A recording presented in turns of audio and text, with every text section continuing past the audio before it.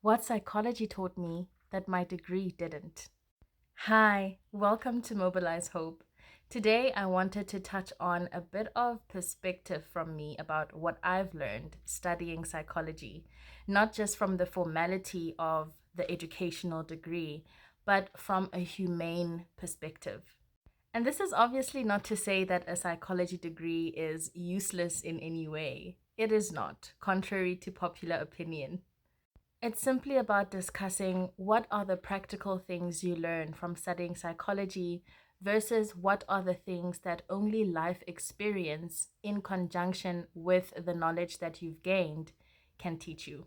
Studying psychology will definitely give you the benefit of understanding things from a theoretical perspective, as well as somewhat of a practical perspective. Obviously, you only get to do the practical part when you start your internship, for example, or if you find places to volunteer at. You'll have good knowledge on how to define psychology, as well as how to define certain mental health diagnoses, as well as having a good conceptual hold on psychological theories that you'll be taught. And while this is obviously very interesting and it's also very fulfilling if you're like me and you have a passion for psychology, but it's not all you can learn from studying psychology in university. I'd say for myself, one of the most important things I've learned how to do studying psychology, which is really challenging, sometimes it's awful to do because you don't want to face yourself, is self reflection. This is what most people expect to learn from psychology, the hard theories, the concepts, and you will learn all of that. But it comes with a whole lot of other things that I didn't expect to learn about on an institutional level and as well as on an individual level when I did self reflection. We're always taught to reflect on how we are doing, how we're thinking about things in relation not only to the theory we're deciding to use on a specific case, for example, but we're invited to think about how we go about doing things. How are you thinking about things and why?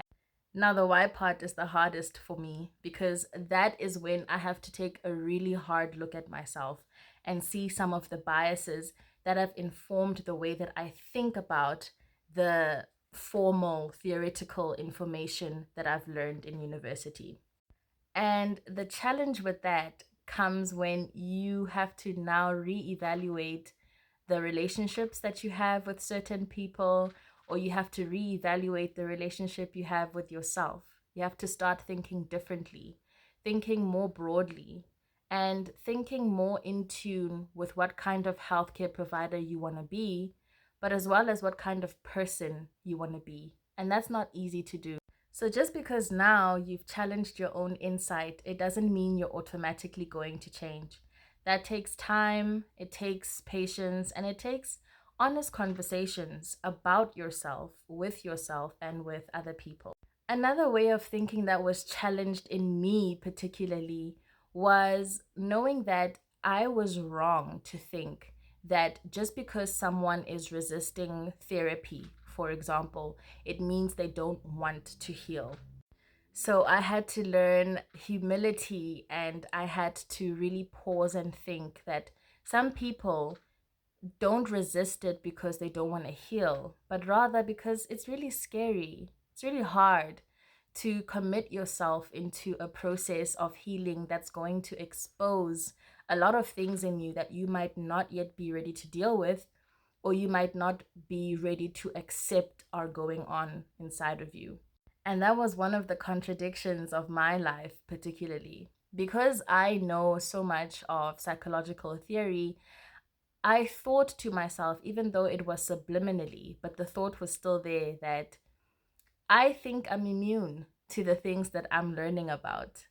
I think that I'm not going to experience what some people I'm going to help in future are experiencing or are going to be experiencing. And if you're anything like me, you tend to intellectualize your pain a lot. And what does that mean? It means that you want to immediately make reason of the way that you feel instead of just feeling how you feel and then making reason later. Psychology gave me back some humility that I didn't even know I had lost along the way. And I'm super grateful for it. It's one of the reasons I love it so much. It has the ability to remind anyone that you are just like everyone else, or you're capable of being just like everyone else in so many aspects of life. And that's not to say that you don't have things that make you different or special, but it's to say that you're no better than other people. You're not on as high of a pedestal as you think you're on.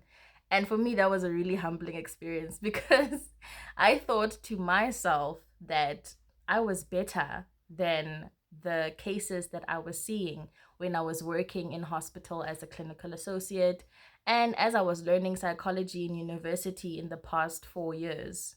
Psychology taught me how to be uncomfortable because if there was one thing that I couldn't stand was discomfort, and I wanted to just get right out of the discomfort as soon as I felt it.